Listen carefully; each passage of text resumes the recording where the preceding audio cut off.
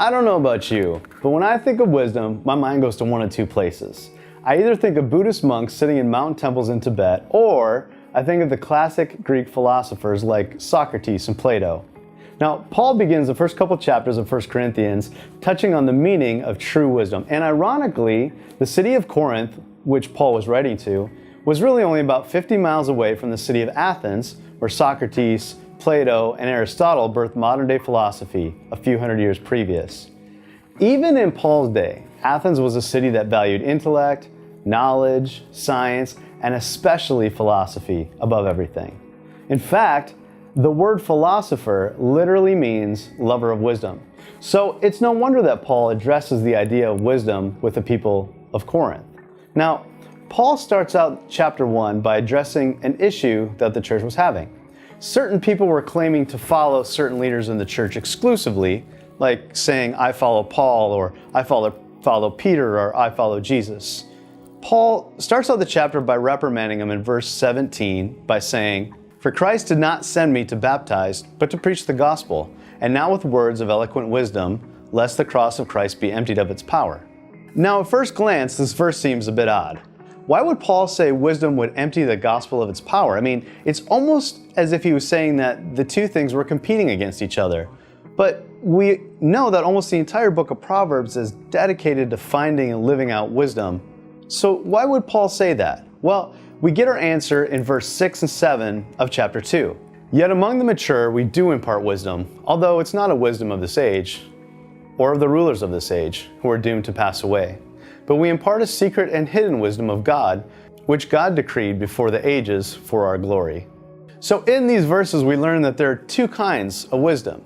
There's the wisdom that comes from God, and the wisdom that comes from humanity. And these two types of wisdom are in conflict with each other.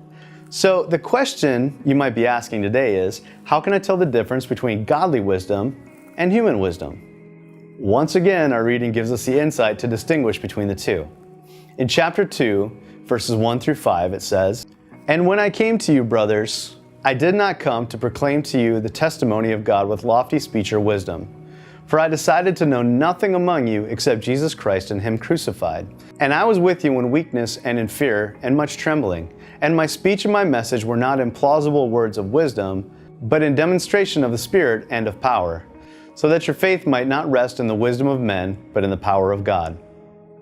Now in these verses, Paul decided to put away his wisdom and instead decided to rely on God's power to preach to the Corinthians.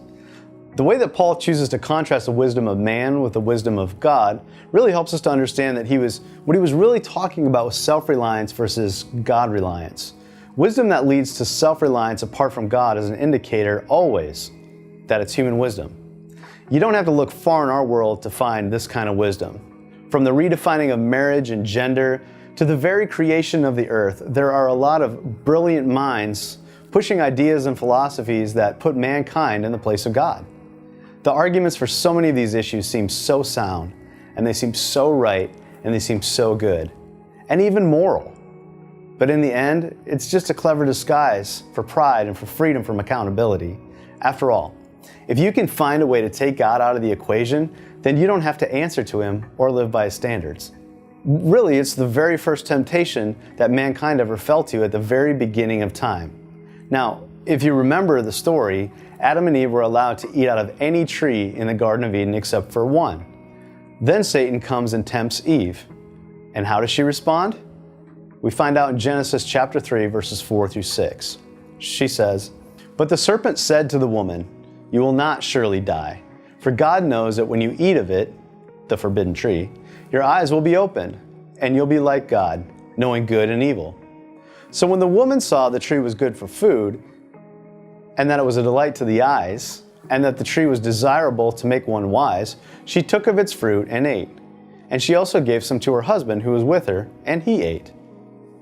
In the story, Eve thought that the tree would give her wisdom, so she ignored the wisdom of God and took matters into her own hands. And obviously the consequence of her choice was catastrophic for all of us.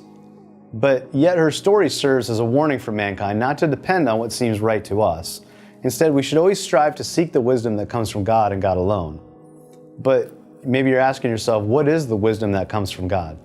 Well, in James chapter 3, verse 17, it tells us, But the wisdom from heaven is first pure, then peaceable, gentle, open to reason, full of mercy and good fruits, impartial and sincere.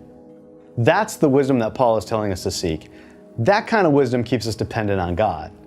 Now, it's been really good to be with you today, and I'm going to encourage you this week, and I'm going to encourage you in your groups to talk about the wisdom of heaven versus the wisdom of mankind. I hope you all have an incredible day, and we'll look forward to seeing you again soon.